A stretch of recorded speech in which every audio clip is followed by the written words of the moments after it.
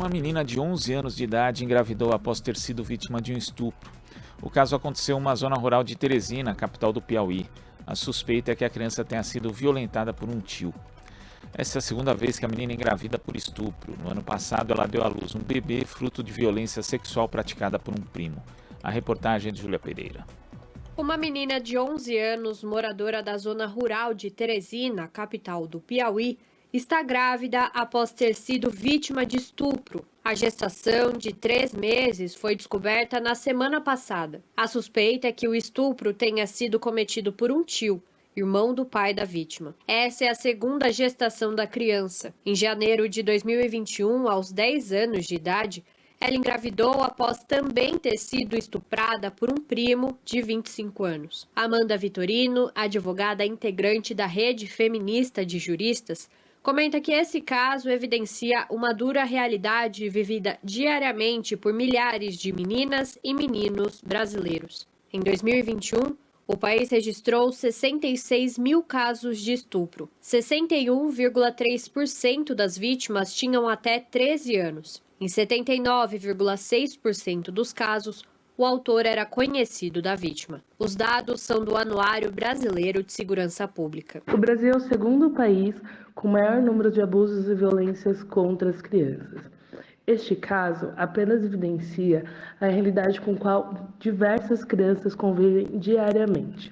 Isso porque mais de 70% dos casos de violência e abuso sexual contra as crianças acontecem dentro do próprio lar da vítima e por pessoas próximas ao âmbito familiar. Essa situação demonstra o quanto a sociedade brasileira é omissa, conservadora e falha nas entregas de suas políticas públicas, visto que não assegura às crianças saúde, segurança, direitos e o pleno desenvolvimento. A menina de 11 anos de idade deu à luz após a gestação, fruto da violência sexual sofrida no ano passado. Por ter sido vítima de estupro, a criança tinha o direito ao aborto legal, mas o procedimento não foi autorizado pela mãe, pois, segundo ela, o médico afirmou que a filha correria risco de morte no procedimento. Dessa vez, a interrupção da gravidez ainda não foi decidida pela família. A Gerência de Direitos Humanos da Prefeitura de Teresina diz que o pai defende o procedimento. Já a mãe afirmou ao jornal Folha de São Paulo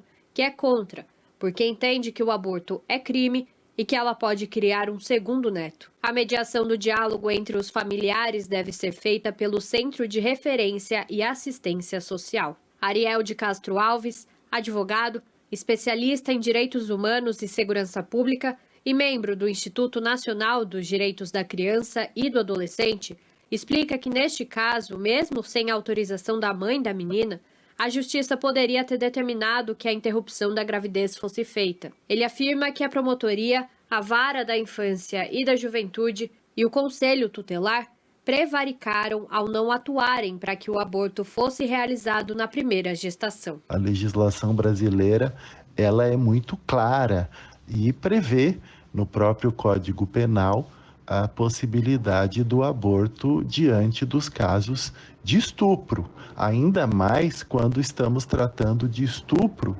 de pessoas vulneráveis, de crianças e adolescentes.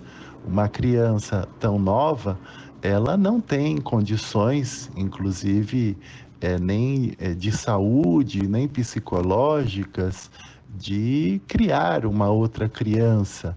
Ela deve estar brincando, deve estar na escola e não exercendo a maternidade, não exercendo os deveres do poder familiar. Relatos recebidos pela Folha indicam que desde a primeira gravidez, a menina de 11 anos nega tratamento psicológico e se tornou uma criança calada, que pouco sai de casa e que abandonou a escola, comportamento que se agravou após a segunda violação. A mestre em políticas públicas, Silvia Bud, lembra que o cuidado e a garantia de direitos de crianças e adolescentes são deveres da família, assim como do Estado e de toda a sociedade. Por isso, ela explica que para evitar que casos semelhantes se repitam com outras meninas e meninos, é importante que ações intersetoriais sejam pensadas e praticadas. É importante que essas ações ocorram de forma integrada, intersetorial, que as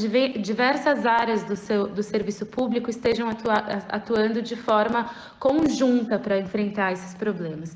E aí envolve desde estabelecer aulas de educação sexual dentro da escola, garantir a lei de escuta protegida, garantir formação dos profissionais da saúde, da educação e da assistência social para reconhecer casos de violência, elaborar campanhas, garantir políticas públicas também para os familiares. Tem que ser uma atuação muito integrada entre os setores das políticas públicas, os setores da administração pública para enfrentar esse problema. A juíza da 2ª Vara da Infância e Adolescência em Teresina, Maria Luísa de Moura Melo, autorizou que a menina saia da casa dos pais e seja encaminhada para um abrigo. Além disso, o Conselho Tutelar procurou a titular da primeira Defensoria Pública da Infância e Juventude do Piauí, que deve ajuizar uma ação com pedido de medida provisória que garanta a integridade da criança. O caso está sendo investigado pela Delegacia de Proteção à Criança e ao Adolescente, ligada à Polícia Civil do Piauí, para saber se houve crime de negligência dos pais da menina de 11 anos e das autoridades públicas. Júlia Pereira, Rádio Brasil Atual e TVT. Você está ouvindo Jornal Brasil Atual. As notícias que os outros não dão.